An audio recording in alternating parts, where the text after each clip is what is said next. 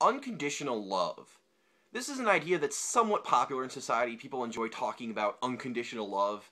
And I think we romanticize the concept for two reasons. First off, it makes you look better if you display unconditional love towards people, because it means you're not looking at the vain little details. You love them for the big picture. You don't pay attention to small physical flaws or personality flaws. You take them as they are, and that makes you look like a kind and caring person. And second off, it sort of benefits us to live in a society where there is unconditional love.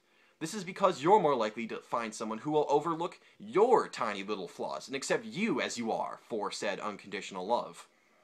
Honestly though, when I think of this situation, it reminds me of the nice guy who's just too nice and gets put in the friend zone because he's just so nice. Poor guy.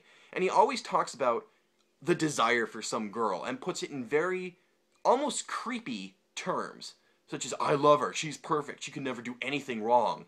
They may even describe their relationship with her as unconditional love. I actually saw this on my Facebook feed a couple days ago, and it's weird, it's cringe-inducing, but most importantly, it's not love. The reason why it's not love is an action.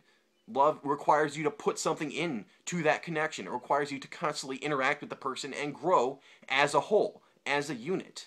The common response to someone who's making these friend zone claims is you aren't truly in love with her. You simply are displaying infatuation for her. You understand a theoretical relationship that you could possibly have with this person, but that doesn't describe reality. You're not actually putting anything into this other than the thought that it could exist. That's not the same as actually being with someone and loving them. When I think about this concept of unconditional love, two major criticisms come to my mind. The first is it defeats the purpose of what love is supposed to do. Love sort of keeps people growing. Let's say that there's two people who love each other. If one person is developing as a human being, if they're developing their personality, their interests, the other person kind of has to keep up because they can't just let the other person become totally different from them. They have to make sure that they still have something they can offer to the other person. This is the reason we love in the first place, because we feel our lives would be better if we did love. If we didn't feel like that would be the case, we would just stay to ourselves. We would never leave our houses. The fact is, we feel like we can benefit from social relationships. And if you're with someone who is continually growing, and you have a close and personal relationship with this person, you are heavily incentivized to keep developing yourself. There are several different types of love from my perspective. Obviously, you can either be in a state of love or not be in a state of love. But there's also varying degrees to which love can exist. You can love someone with the white-hot passion of 1,000 suns. You can just love them. They're good. I love them. I love having them in my lives. Or you can have someone who you do sort of display care for, which is a totally different thing. I also think it's true that millions of people have millions of ways that they experience, develop, and express their love.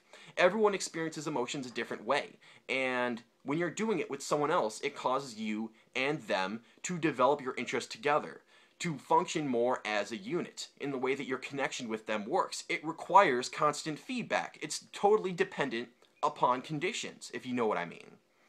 The second major criticism I have of the idea of having unconditional love is it begs the question, why?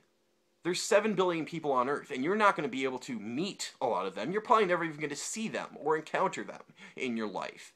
Why should you take this one person who doesn't meet your qualifications as the person you love? It seems like if you have something that you want out of life, you have certain standards that must be met. It would make more sense to go through the 7 billion people on Earth who do exist, or at least the few that are within your sphere of influence, and see if you can reach out to them. Find someone who you are truly compatible with. Don't just love the one you're with. Try and be with the one that you love. And by which I mean find someone you can foster love with. That's my perspective, is love requires feedback. It requires interaction of several people who are compatible and can learn and grow from each other, who can become better people and more happy from their interactions with each other. And that requires the relationship to be built upon conditions. That's just necessary. Now, you can have what I may think of as unconditional empathy for people. For example, if I see some random guy on the street who's begging for money so he can buy a sandwich and I have some change in my pocket, I'll probably give it to him to help him out. That's not really love, though, because that's an oversimplification of what it means to love someone. Love is so much more complicated, and it requires such a large focus of your time. So I don't believe that unconditional love, as we discuss it, is the best idea. Thank you.